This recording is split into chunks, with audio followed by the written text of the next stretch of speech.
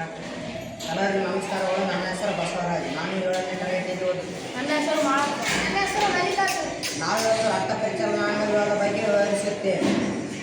ಮನುಷ್ಯನ ದೇಹದಲ್ಲಿ ರಕ್ತನಾಳಗಳ ಮೂಲಕ ಹರಿಯುವುದನ್ನು ರಕ್ತ ಪರಿಚಲನೆ ಎನ್ನುತ್ತೇವೆ. ಇದರ ಪ್ರಮುಖ ಭಾಗಗಳೆಂದರೆ ರಕ್ತನಾಳಗಳು, ಹೃದಯ, ರಕ್ತ. ಮೊದಲನೇದಾಗಿ ರಕ್ತನಾಳಗಳು. ಈ ರಕ್ತನಾಳಗಳಲ್ಲಿ 3 ಪ್ರಕಾರದ ರಕ್ತನಾಳಗಳಿವೆ. ಅವುಗಳೆಂದರೆ ಅಭಿಧಮನಿ, ಅಪಧಮನಿ, ವಾಮನಾಳಗಳು. ಮೊದಲನೇದಾಗಿ ಅಭಿಧಮನಿ. ಈ ರಕ್ತನಾಳಗಳು ದೇಹದಲ್ಲಿರುವ ಅಶುದ್ಧ ರಕ್ತವನ್ನು ಹೃದಯಕ್ಕೆ ಸಾಗಿಸಿ ಹೃದಯದಿಂದ ಶ್ವಾಸಕೋಶಕ್ಕೆ ತಳ್ಳುತ್ತವೆ.